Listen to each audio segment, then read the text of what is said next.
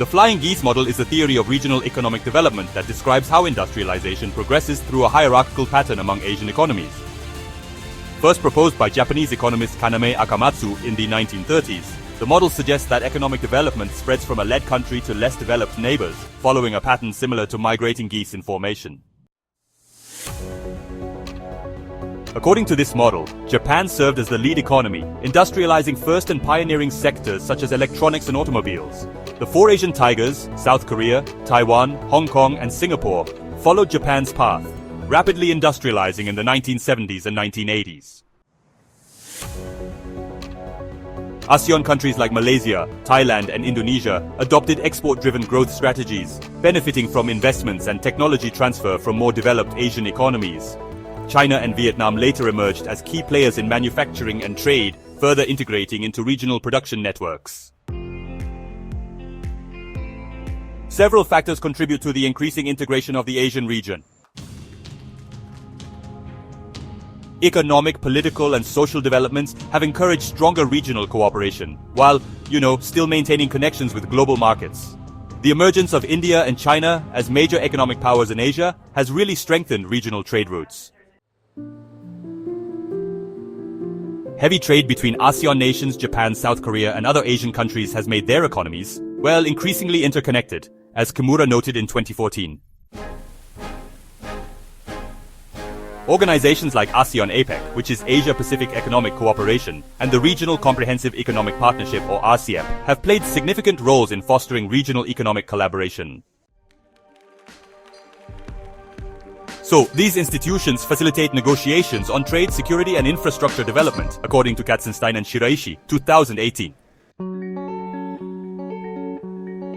Now, moving on to cultural and social connectivity. Shared cultural histories and migration patterns have contributed to regional cohesion. The spread of Asian popular culture, including South Korean entertainment, Japanese technology, and Chinese business models, has really reinforced intra-regional ties, as Kimura mentioned in 2014. And finally, when we look at geopolitical considerations, as a result of the changing global power dynamics, Asian nations are developing closer regional alliances to resist Western imperialism. According to Katzenstein and Shiraishi, back in 2018, economic and political tactics in Asia have been shaped mainly by China's growth and the Belt and Road Initiative, or BRI. Asian states face, pretty complex challenges as they navigate globalization and regionalization at the same time. While economic integration has provided honestly a lot of growth opportunities, it has also introduced risks and vulnerabilities. Economic dependence on global markets means that many Asian countries rely on global trade and foreign investments, which makes them susceptible to economic downturns and supply chain disruptions. So, the 1997 Asian financial crisis highlighted the risks of financial dependence on Western institutions, according to Kimura, 2014. Regional inequality and development gaps, are a persistent challenge in Asia. While countries like Japan, South Korea, and Singapore have advanced economies, others such as Cambodia and Laos really struggle with development disparities. Economic integration can sometimes deepen these gaps instead of bridging them, as noted by Katzenstein and Shiraishi in 2018. Political conflicts and national sovereignty. While regional cooperation is essential, political tensions definitely remain.